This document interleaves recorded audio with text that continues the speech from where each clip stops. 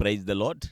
ఈ దినము కొరకు సిద్ధపరచబడిన దేవుని వాక్యం చదువుకుందాం. శ్రద్ధగా ఆలకించగలరని మనవి. హెబ్రీ పత్రిక 11వ అధ్యాయము 6వ వచనం చదువుకుందామా? విశ్వాసము లేకుండా దేవునికి ఇష్టుడై ఉండుట అసాధ్యము.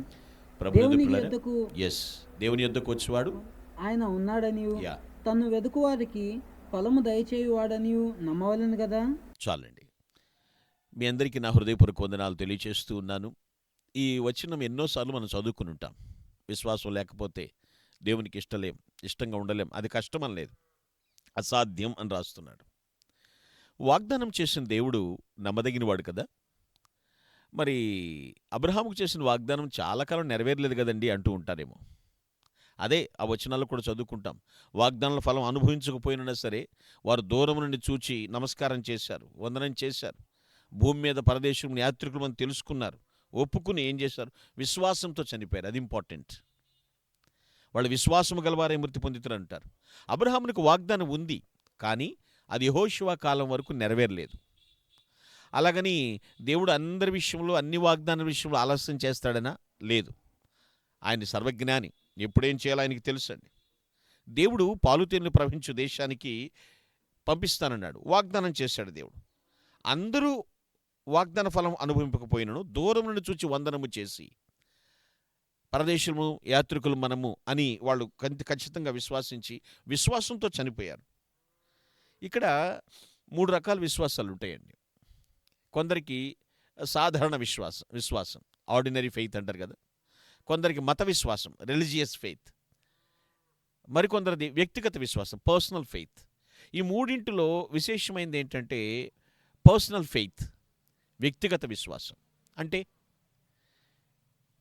యేసు ప్రభు నా కొరకే, ఆయన నా ప్రభు, నా కోసమే వచ్చాడు, నా కోసం జన్మించాడు, జీవించాడు, నా పాపముల కొరకే మృతి పొందాడు, ఆయన 3వ దినాన్ని తిరిగి లేచాడు, నాకు కూడా శుభప్రదమైనటువంటి పునరుద్ధానమైనటువంటి నిరీక్షణ నాకు ఇచ్చాడు, ఆయన ఆరోహణమయ్యాడు, తిరిగి మళ్ళా నా కోసం రాబోతున్నాడు అని నమ్మడం, ఇది వ్యక్తిగత విశ్వాసం అండి.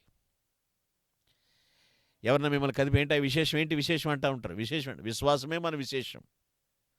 దేవుని పట్ల విశ్వాసం అండి. ఇప్పుడు ఆలోచన, నన్ను నీతిమంతునిగా తీర్చాడు, మన విశ్వాసం అది. పిల్లలు మళ్ళా రెండవసారి నా కొరకు రాబోతున్నాడు. ఈ విశ్వాసం మనం జ్ఞాపకం చేసుకోవాలి. ఇటువంటి రక్షణార్థమైనటువంటి విశ్వాసం మన వ్యక్తిగతమైంది. అందుకంటున్నాడు, అటువంటి విశ్వాసం లేకుండా దేవునికి ఇష్టడై ఉండుట అసాధ్యం. అనగా యేసు ప్రభువుని సంపూర్ణంగా విశ్వసించుట ద్వారా మనం తండ్రి అయిన దేవునికి ఇష్టలుగా ఉండగలుగుతాము. అబ్రహాముకు వాగ్దానం చేశాడు. ఒక్కొక్కసారి చూడండి, మన పరిస్థితులు మనల్ని తరుముతున్నప్పుడు మనలో ఏముండాలి? విశ్వాసం ఖచ్చితంగా ఉండాలి. పరిస్థితులు భయపెడతా ఉంటాయి. మనం భయపడినప్పుడు ఏం చేస్తూ ఉంటామంటే, ఇప్పుడు ఆలోచించండి, చింత వచ్చేస్తూ ఉంటుంది. ఈ రెండు ఎప్పుడు వస్తాయి? భయము, చింత మన అవిశ్వాసంతో ఉన్నప్పుడు వస్తూ ఉంటాయి. అబ్రహాము యొక్క విశ్వాసమునకు అతి త్వరగా కార్యరూపం దాల్చకపోయినా మానసికంగా అతను దృఢపరచబడ్డాడు. ఆధ్యాత్మికమైనటువంటి విశ్వాసాన్ని చూపించాడు. ఇస్సాకుని తన కుమారుని బలిచ్చేటువంటి విషయంలో మృతుల్లో నుండి సైతము దేవుడు నా కుమారుని తిరిగి లేపగలడు అన్న విశ్వాసంతోనే బలివ్వడానికి ముందుకెళ్ళాడు.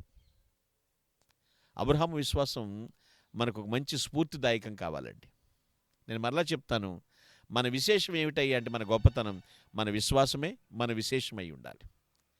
అటువంటి విశేషమైనటువంటి జీవితము జీవిస్తూ అనేక మందికి విశ్వాసం విషయంలో మాదిరికరంగా జీవించుదుముగాక.